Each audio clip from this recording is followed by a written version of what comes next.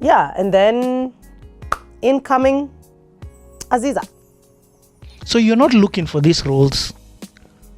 They just people hitting you up. I don't even think I ever heard of an audition. I don't. Yeah. Absolutely not. Have you ever done an audition? Yes. Okay. Way after. Okay. So here's Aziza. Rashid Abdallah calls me. He says, we have this idea for a show called Aziza. We would like to shoot the pilot and we'd like you to be part of it. So we organize a meeting. I meet him and Lulu, and we sit down and discuss the details of the show. These are the other actors. The storyline is basically this young girl from a poor background who's an aspiring musician, and she tries anything and everything to get, you know, to get recognized and noticed and all those things. Then she lands into a relationship with a rich boy from a rich family. Yeah. So we agree, and they say, so this is what we're paying you. And then I told them about the karaoke's, that I can only shoot between this day and have to fly back to come and continue with the karaoke. So like, for example, at the time I had Tuesday, Wednesday, Thursday. So Friday I would leave with the first flight, that's 6:20, and I'd go to Costa and get straight on set and shoot. Mm-hmm. Friday, Saturday, Sunday. Monday I come back, or I come back Tuesday. And sometimes I remember I would even shoot on the Tuesday and then get into the plane, land in Nairobi, and drive or get a cab straight to 1824, which is where I was hosting karaoke on Tuesdays, and host karaoke and go home and sleep, and then host the following day, and then go home and sleep, and then host on Thursday, and then go home and sleep. And Friday I'm back on the plane, I'm back to Mombasa, straight to the set, and I shoot. I had to make it all work. Like, some people would be like, "Ay, so unachoka, yes." But what else are you doing? I get it. You know, at now you want to come back to Nairobi and chill 3 days. And then go back to, why? If you're going to come back and do something with that time. So Aziza, Rashid Abdallah called me because he saw Uncle Ahu. And he saw that skit in the beginning. I love it. And he saw the datas. Yes. And he's like, msichana yuwaweza huyo. Nampenda kwa dhati akimkutana akaanza kutongozana na jirani, yani hapo na hapo mkitoka nje hivi na waona watongozana. Mimi namuomba pesa nikanunue viazi, yani pa pesa ya viazi vitatu. Tutakula nani viazi vitatu takia Mungu tena mtu mzima mimi. So this is me in the plane going to Mombasa. I land, picked up, taken to a house in Nyali, where now we were meeting with the director. So as I'm approaching this house, nasikia Kiswahili kingine kimekorogwa huko ndani, nasema mama yangu hapa nimejiingiza kwenye shimo. So I called Rashid. I can't do this. Sasa ushafikishwa paka Mombasa na ndege, unasema you can't do this. He's like, usijali dadangu, utaingiana, mtatosha, usijali, wewe nenda tu. Ingia umiti watu nini. But they swore. And then now you see, they had a production team from TZ. Okay, Kiswahili yani kile chenyewe. Alafu sasa tuna watu wa Mombasa. People who've lived there longer than me. Watu ambao wameishi mtaani, wanajua, yani wanaielewa ile lugha mchezo kando. I'm like, I'm not going to survive this. Then una script na maneno mengine ya Kiswahili paka wasema hii asemwaje. You know, and I was just like, how will I even remember? You see, if you don't know what a word means, yes, yep, even the context, you lose it. But let me tell you, it juggled all those words that I knew in Swa, brought them from back here to the front of my head. And somehow, someway, it just ingianad. I was finding myself, yani ninaingia katika kile lugha, yani accent. Unaongea Kiswahili paka watu wanakushangaa. Ukija Nairobi, unaweza kuongea na watu hivyo unasema, "Oh my God, sana. What are you saying?" I'm like, "I'm so sorry." Yani it was because it was a daily thing. Yeah. Alafu, there's a certain thing that happens. If you're interacting with somebody from Costa and you're a Costarian, and they speak that Swa, immediately una switch. Then when you come to Nairobi, when you speak to somebody from your Nairobi based, Kiswahili kinabadilika. Yani inakuwa tu ile ajakam. You get it? Yeah. Lakini Mombasa utasema hajaja. Wajua, yani hajakuja, hajaja. Even that tonation, the way your accent flips. Exactly. Yeah. Why they used to make fun of me with that. He used to call it Najuta. I'm like, it's not Najuta, it's Najuta. It's then it's like Najiro.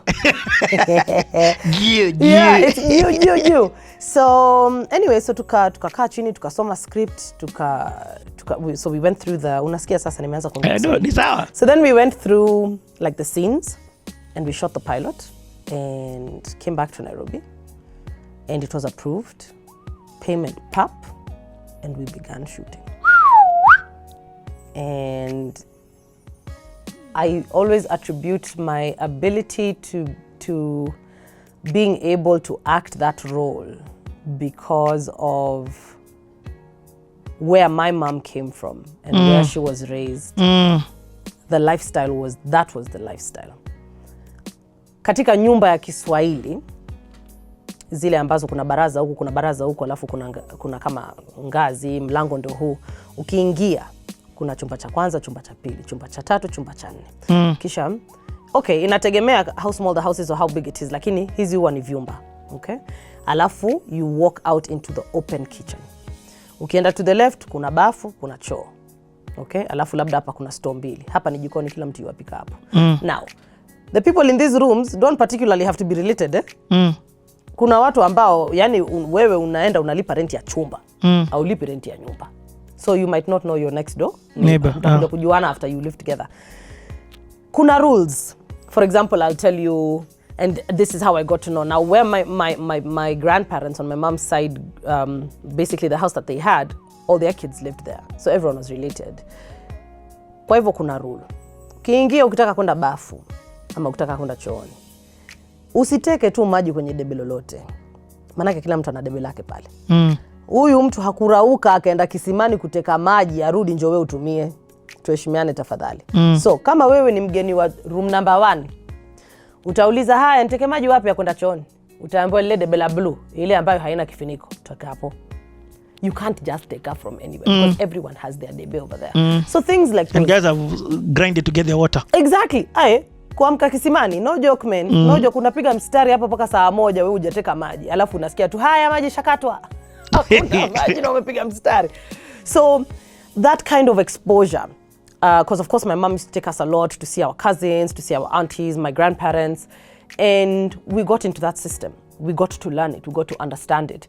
And so with things like Aziza now, where you're in a house, because you know we used to act like in some people's houses uko kama Kongowea vile. Unajua tumepewa nafasi ya kuact na huyu mama fulani. Kwa hivyo unamuuliza mama fulani, nikienda pale chooni natumia maji gani? Ama niombe maji kutoka kwa nani? You know. There's rules in these places. Kuna fagio ya kuti hapo ndani na mkebe wa blue band. Hiyo kuteka maji hiyo. Unateka ukifagia.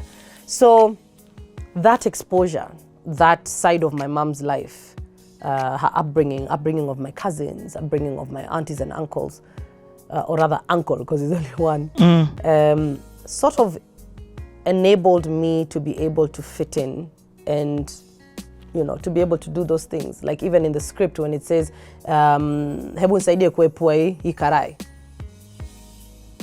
Unajua kuepua ni nini? Kuitoa tu pale kwenye moto kuiweka chini.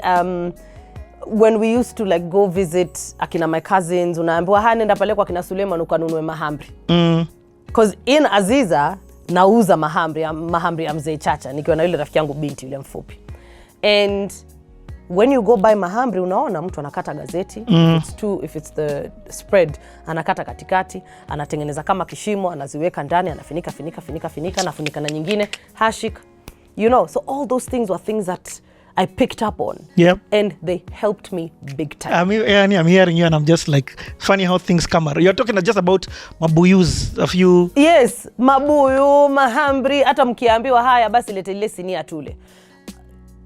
Kula kwenye sinia is not a new thing for me. When we'd go for skuku, for example, zile skuku kama ni Eid. Tutaambiwa haya nani fulani nyinyi mwala pamoja. Nani aje kuchukua sinia? My grandmother would be there with that big sufuria. Ameteka na tuite kisahani kidogo sosa. Ameteka akaweka. Kaisabu nyama haya. Hao wangapi hao? 7. 1, 2, 3. Nyama moja. 7. Haya, chukueni. Muende mkae chini, mule and you agree. mimi nitatoa, mimi nitafagia, mimi nitazoa, mimi nitaosha. Everyone has something to do. So as you sit there as cousins, kuna yule ambaye mimi nitaleta. Ashakwenda jikoni ashaleta sahani. Haya. Mimi tukimaliza kula mimi nitaondoa. Kwa hivyo ataondoa ile sinia. Kuna wakufagia. Atakuja mwenyewe, fagia, aweke kando. That's a job already. Kuzoa is another thing. Wewe nenda ukazoe, utazoa. Alafu yule kwenda jikoni ataosha. And it just taught us responsibility and how to just to share jobs and everything. Hata hii mambo ya and I'm not saying this is just found in mitaani or whatever, lakini mambo ya kuosha mkono for example. Oh, it was so funny. The basin just used to go around. Lakini that last person is not really cleaning their hands. You know, the basin is dirty. Huyu mwingine, by the time it's getting to the last person, it's dirty. Or even the simplest things like kanenda ukamwosha uncle mikono.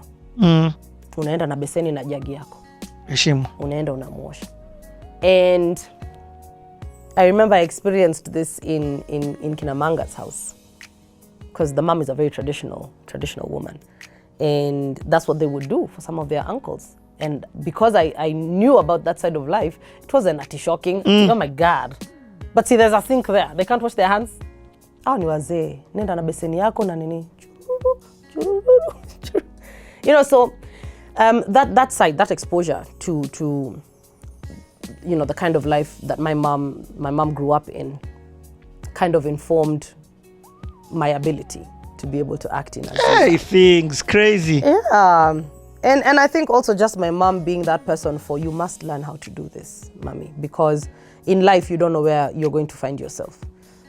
And that's why I keep saying it doesn't matter where you put me, wherever it is. And I'll give you an example when we get to Kina. Anyway, so we did Aziza for a good 7 seasons. 7? It was 7 seasons. And I think, but there were those ones for, I think, 13 episodes per season. Yeah. And would you film in bulk? Would you just go and film? Film in bulk, yes. Okay. Because it also was not a daily show, it was a weekly show. Airing on? Airing on Citizen. Yeah. And so tukafanya Aziza 20, so again, because I'm not really sure of the year, it was either 2017, 18 into 19. Because I feel like we finished about June, July, August of 2019. So when that now goes out, do people now begin looking at you? And because first of all, Citizen TV, that's mass. That's massive. That's like, as an actor, that's... I got a whole new identity. I now became Aziza. as in Sanaipei took a back seat. Everyone is like, Aziza shikamo. Hi, Aziza. Aziza, you know. And I have learned to just respond to all those names. Yeah. You know, everywhere. There's kids who call you Aziza. There's parents who still know you as Aziza. And then there are people who ask, njule Aziza wakuimba ile nyimbo ya kwaheri. You know? Like, I completely have different, I don't want to call them personalities. Yep. But people, it's like guys can't connect. How can this Chile for radio, for Kiss 100, Nairobi's #1 music station, be this chick for Aziza? Nitakupiga mimi wewe. You know, like they find it very difficult.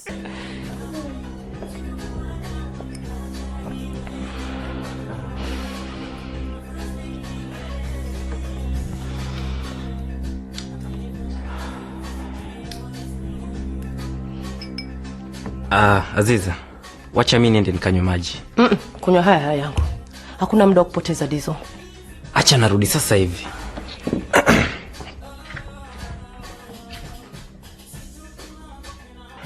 Usiondoke please. Zen, tusiharibiane siku please. Sasa kwa nini kuharibia siku Aziza? And please usiulize kuhusu siku yangu, maana tayari ishaharibika. Itaharibikaje? Na naona kila kitu kinaenda vizuri. Bwana harusi. Aziza, nimekuomba please unisikize. Hata kama hutaki kukubaliana na mimi. Just this once, please listen to me. Zen, wewe ni mume wa mtu. Kwa hivyo itabia kunifuatafuata kila wakati itakubidi uache. Tumeelewana? Aziza, ulipata message yangu? Aziza. No. Tusikosiane heshima. Wewe si ni mume wa mtu na si mtu wa mbali, ni dadangu mwenyewe Chiku. So please, wachana na mimi. Zen, wachana na mimi ama nitapiga kelele uingie aibu hapa. I don't care. Kwa sababu nimekutumia text na huja nijibu. Unafikiri nisi vipi Aziza? Kwanza, hiyo si shida yangu. Pili, sifanye mahusiano na mabwana za watu. Umenisikia? Nipishe. Aziza, au maneno umetoka ndani ya nafsi yako? Ndani ya nafsi yangu na moyo wangu. Sikiza kwa makini Zen. I don't love you.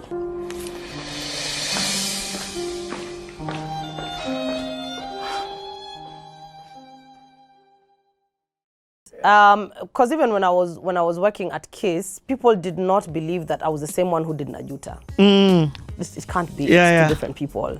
So did Aziza. That's crazy. Your ability to reach different demographics is insane. Yeah. Hii mambo ya kusema ati this is who my image, my identity. No, man. But then also you can't fake it. You see, you're not reaching them. Even when you're giving us this story of Aziza, these are things you are doing. Yes. This was your life. So it's not like me who could trying to be who's Aziza's boyfriend. Do you get what I mean? Baba. I'm not. My bobo my swa would be broken. It would be absolutely broken. But I'd kill if it. it's not in you, it's not in you. Like Exactly. sometimes you can even see how people, like if you give somebody potatoes to peel, you can. What are you doing? When it's a pencil, you are sharpening like this. You know, but if it's not something you've lived, and it's funny. Eminem said this in 8 Mile. In 8 Mile, what did he say?